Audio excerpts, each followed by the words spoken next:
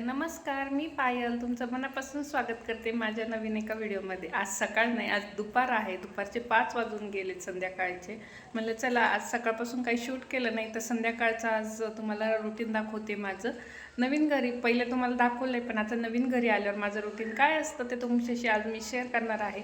5 वाजले म्हणजे चहाची वेळ झाली, तर सगळ्यात पहिले आपण चहा करूयात आणि मग पुढच्या कामाला लागूया. तर संध्याकाळी रात्री झोपेपर्यंत काय काय करते तर पाहूयात. चला सगळ्यात पहिली चहा ठेवून घेऊया. मला लागतो कमी साखरेचा, नसली तरी चालते साखर मला, आणि यांना लागतो गोड चहा. त्यामुळे आधी माझा करून घेणार आणि मग त्यांना चहा करणार. तर आधी चहा बनवून घेऊया.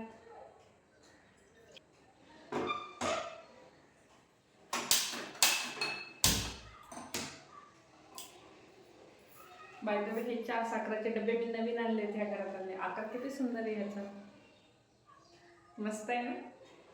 मला खूप आवडले ते, आत्ता आणले त्या घरात आल्यावर आहे. तर चला पटकन चहा करून तुम्हाला भेटते. तर मस्तपैकी चहा रेडी झाला आहे. या तुम्ही पण चहा प्यायला, आणि कोण कोण माझ्यासारखं चहा ॲडिक्टेड आहे ते पण नक्की कमेंट करून सांगा. मला चहा सोडायचा आहे, पण ते शक्य काही होत नाही. किती ऊन असो काही असो तरी मला चहा लागतो. 1 कप सकाळी 1 कप संध्याकाळी, एवढा असला तरी पुरेसा असतो, पण तो मला लागतो. चला आता चहा घेऊन मग भांडे आहेत ते घासायचे. चहा पिऊन मस्त तरतरी आलेली आहे, आणि आता हे आपले भांडे वाट बघतायत भांडे घासायचे. तर चला, आणि नवीन घरी अजून काही मांडणी नाही आमच्या घरामध्ये, त्यामुळे मी ओट्यावरच पालथे घालते आणि नंतर टपात भरून ठेवते भांडे. तर होईल, एक हळूहळू होईलच गोष्टी, त्या काही तशाच राहणार नाही. तर चला आता भांडी घासून घेते, म्हणजे ते वाळेपर्यंत बाकीचे कामं होऊन जातील. चला.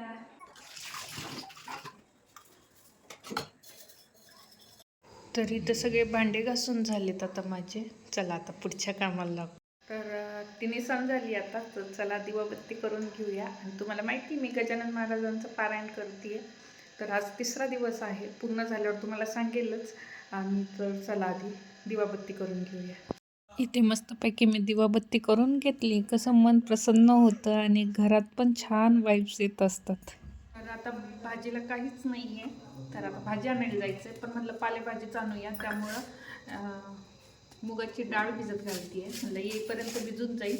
पालक, शेपू, पालक म्हणते, मेथी, शेपू किंवा कांद्याची पात यापैकी कशालाही मुगाची डाळ छान लागते टाकलेली. त्यामुळं म्हणलं येताना पालेभाजीच घेऊन या, कोणतीही भेटू दे. ती घेऊन आली की मग तोपर्यंत डाळ भिजून जाईल, कणिक मळून जाते, म्हणजे येईपर्यंत सगळं सॉर्ट आउट होऊन जाईल. तर चला पटकन डाळ भिजून घालू आणि जाऊन येऊया. तर जायच्या आधी म्हणलं कणिक भिजून जाऊयात, म्हणजे येईपर्यंत कणिक भिजून जाईल, मग पटपट चपात्या होऊन जातील. तर आता किती 4-5 चपात्या करायच्या असतात. चला कणिक भिजून घेऊया. कणिक मळून ठेवली आहे मी, तर झाली आता कणिक मळून. कणिक भिजेपर्यंत कणिक मळली, ते डाळ भिजत घातली आहे. तर तोपर्यंत आता भाजी घेऊन येऊ. तर चला आता भाजी घेऊन येऊया पटकन. भाजी घेऊन आली की म्हणजे स्वयंपाक झाला ना.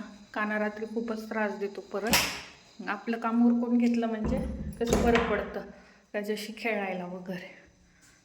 तर चला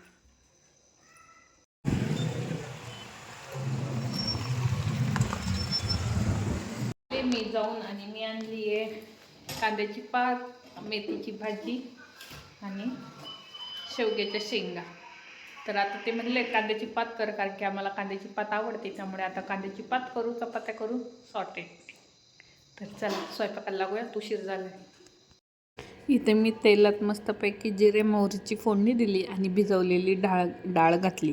डाळ चांगली परतून घेतली. मग त्याच्यात आवडीनुसार तिखट, मीठ, हळद टाकलं आणि चिरलेली पात टाकून मस्तपैकी परतून दिली. खरंच नक्की ट्राय करा, खूप छान होतात. एकीकडं भाजी शिजेपर्यंत सगळ्या चपात्या करून घेतल्या आणि मस्तपैकी रात्री जेवण करून घेतलं. आणि जेवण वगैरे झाल्यावर मस्तपैकी किचन ओटा आवरून घेतला आणि भांडे पण घासून घेतले, म्हणजे सकाळी ताप होत नाही. तर आता सगळे भांडे वगैरे घासून झाले, किचन ओटा पण साफ झाला आहे सगळा, म्हणजे सकाळी काही टेन्शन राहत नाही. कारण की सकाळी पण भरपूर कामं असतात, कानाला शाळेत जायची घाई असते. त्यामुळे रात्री आवरून ठेवलं तर पटकन पडतं. लय उशीर झाला तर मी काही रात्री आवडत नाही. आता किचन ओटा साफ झाला आहे, आता मी माझी साफसफाई करून घेते. चला मस्तपैकी फ्रेश झाली मी. आता थोडंसं स्किन केअर करून घेते. तोपर्यंत तुम्हाला माझा व्हिडिओ कसा वाटला ते नक्की कमेंट करून सांगा आणि आवडल्यास लाईक शेअर सबस्क्राईब करा.